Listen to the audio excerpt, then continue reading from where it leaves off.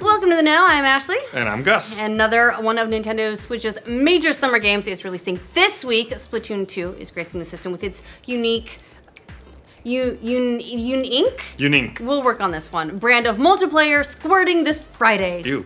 With the release just days away, reviews are finally starting to drop, giving Switch owners a glimpse of whether or not this game will be worth picking up at launch. But is it just Splatoon with a fresh coat of ink? How does the voice chat work with Nintendo's wonky smartphone solution? Okay, you're actually gonna have to wait for an answer to the second question because the app isn't even live for reviewers yet, but we can at least learn the answer to the first. And most importantly, is it any good?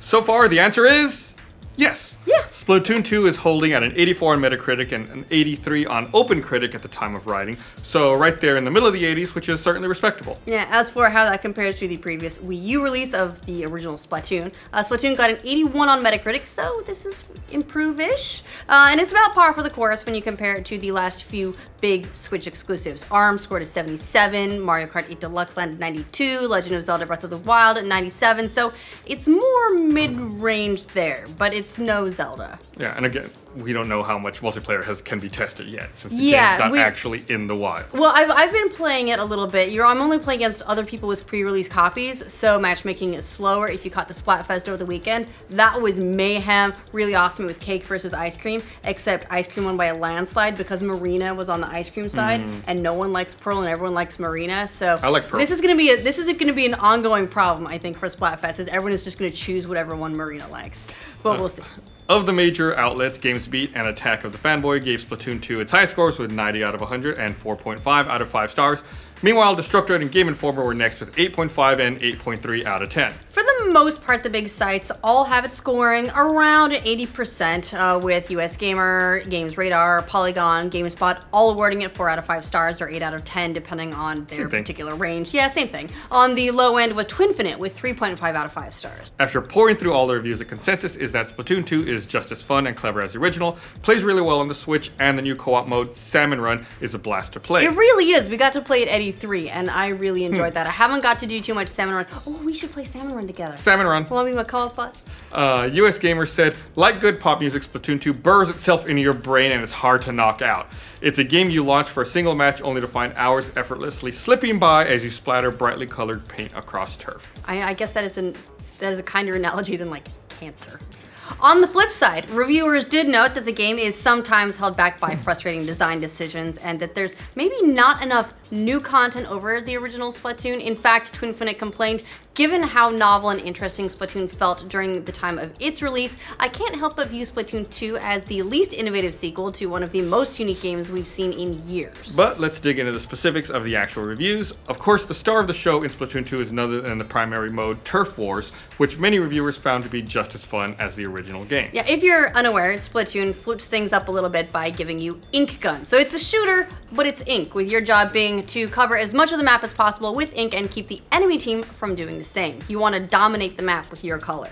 Game Informer wrote in their review, the chaotic struggle to cover the map with your ink while the opposing team does the same never ceases to entertain. GameSpot agreed, writing, covering the most ground with your ink is a simple enough concept. The skillful movement, well-timed inking, and the right strategy for your weapon all work together to give each match more depth. As for a lot of reviewers, Nintendo has totally nailed it with Splatoon 2. Games Radar said it's a simple formula, and in reducing the number of moving parts, Nintendo has been able to nail every single element. The balance between spraying like a madman and conserving paint is ever present and never lets you get comfortable. Flipping between squid form, which allows you to slide quickly around in your own paint, and human form is as slick as it should be, and the controls are precise. I should have said kid form.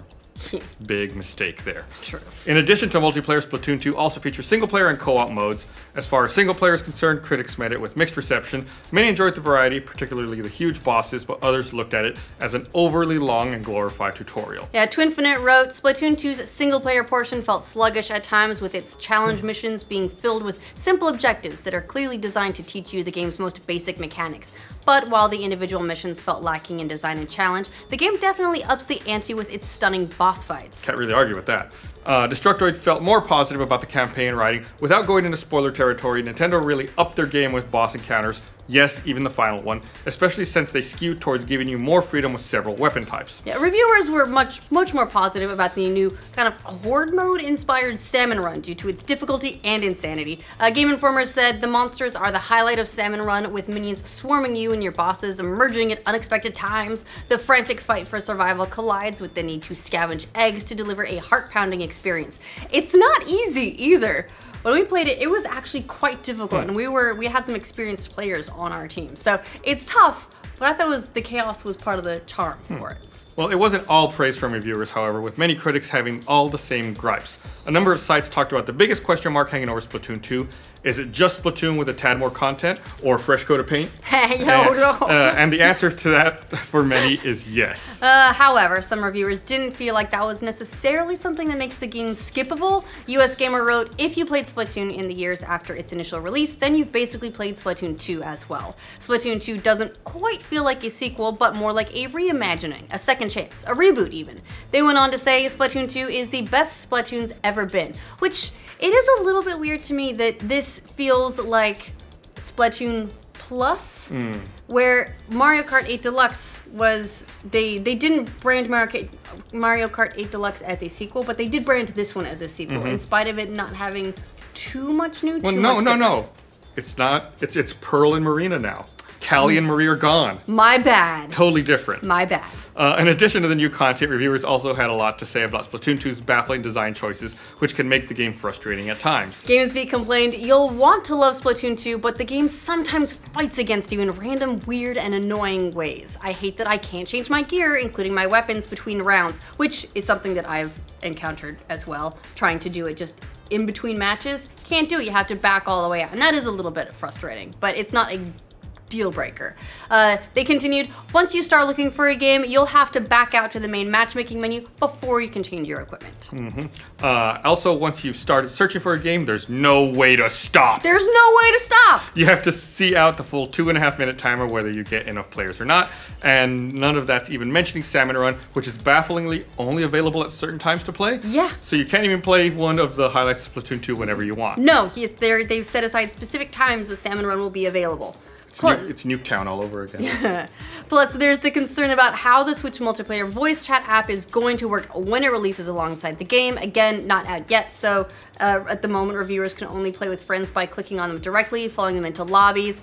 If there's a slot open, but it's still kind of a mess. No telling how the Switch smartphone app is going to improve things, since we have no hands-on yet, but considering you have to deal with a separate device, it can't be all that smooth. However, the gripes about content and frustrating design weren't enough to dissuade reviewers from their love of the game. The bottom line seems to be that if you own a Switch and want a great multiplayer shooter for it, Splatoon 2 is the way to go. Single player doesn't have much depth, but the core experience of versus and co-op will leave you with plenty of hours of gaming. But what do you guys think of these reviews for Splatoon 2? Are you concerned about the amount of new content? Did you play the first? Did you get in on the free Splatfest in order to test it for yourself? Let us know in the comments. And for future updates on all the biggest game releases and their reviews, remember to like this video. And if you're a squid or a kid, subscribe to the know.